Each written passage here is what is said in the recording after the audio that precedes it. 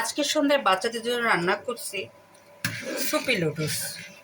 এই সুপি লুডুস রান্না করতে তেমন কিছু কষ্ট না, খুবই সহজ। এখানে আগে গরম পানিটা ফুটিয়ে নিয়েছি, তারপরে চিকেন স্যুপ দুটা দিয়েছি।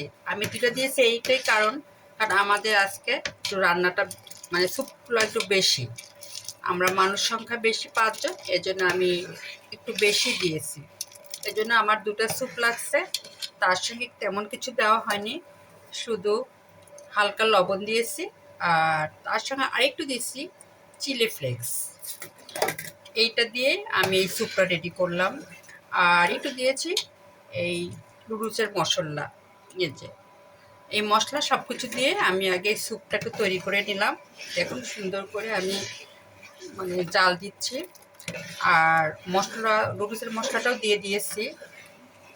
এই তার একটাই কারণ, আর একটু বেশি স্বাদ হবে, এটা পরে আর দেই নেই। তা আমার আজকে আমি রান্না করতেছি সুপি নুডলস।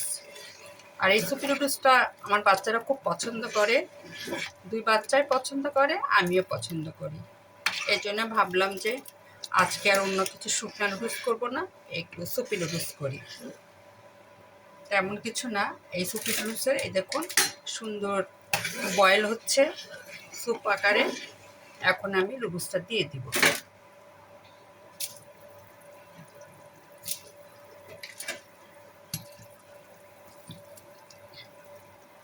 পরে এমনি খুলে যাবে, আমি আর ভেঙে দিইনি।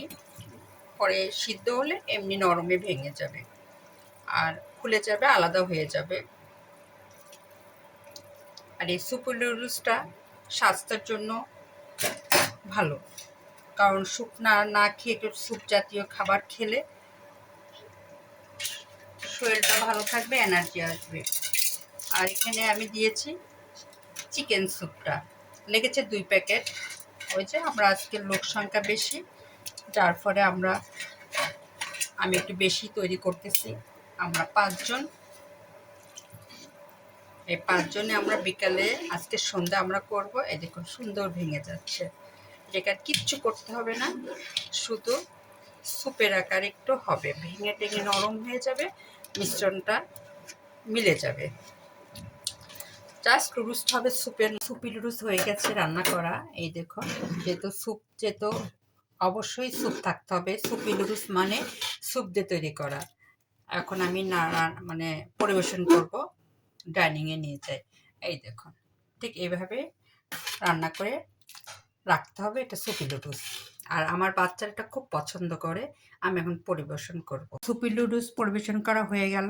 এই যে ঠিক এরকম হবে, স্যুপের সঙ্গে লুডুটা রান্না করা হয়েছে বিধায় এই লুডুসটার নাম হলো সুপি লুডুস। আমরা 4 জন মেম্বার, 4 জনের জন্য আমি পরিবেশন করছি। এই দেখুন এখন সব বাচ্চাকে ডেকে সাহেবকে ডেকে দিয়ে দিব।